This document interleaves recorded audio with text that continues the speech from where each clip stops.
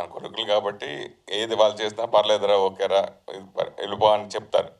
వీళ్ళు కొంచెం ఎలాగైనా బయట వ్యక్తులే కాబట్టి అసలు ఓటాదారులు కాదు కాబట్టి, సో వీళ్ళు చెప్పినప్పుడు డెసిషన్ మేకింగ్ మీదే ఉంటుందా, వాళ్ళు చెప్పింది ఫాలో మీరు ప్రొసీడ్ ఏం చేస్తారా? అంటే ఇప్పుడంటే మీరు ఊర్లో ఉన్నారు కాబట్టి మీరు చెప్పారు, సరే మీకు అంత బాగా నచ్చితే కనుక ఇలా చేసుకెళ్ళిపోమని చెప్పారు. ఇదే కంటిన్యూ అవుతుందా, లేదా మీ ఇన్వాల్వ్మెంట్ తోటి సినిమాలు వస్తాయా గీతా ఆర్ట్స్ ద్వారా? ఇప్పుడు మా స్ట్రక్చరు నేను వివరంగా చెప్పలేను, కానీ చైర్మన్కి 2 పవర్స్ ఉంటాయి. ఒకటి ఎక్స్ట్రా ఓటింగ్ హక్కు, ఇంకొకటి వీటో పవర్. ఈ 2 నాకుంటాయి.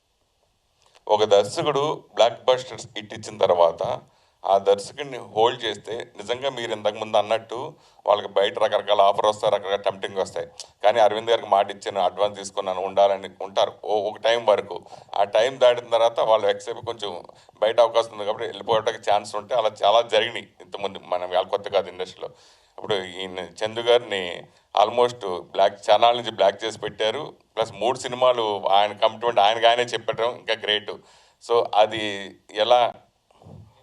జూలైలో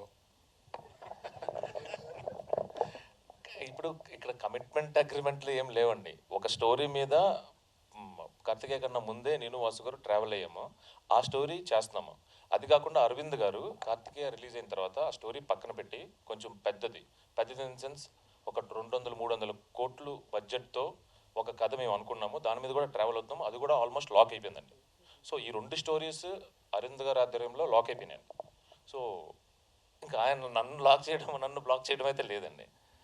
సో ఇది మేము కథ కోసమే ఇన్ని సంవత్సరాలు చేసామండి. సో 2 మూవీస్ మేము చేస్తున్నామండి. అరవింద్ గారు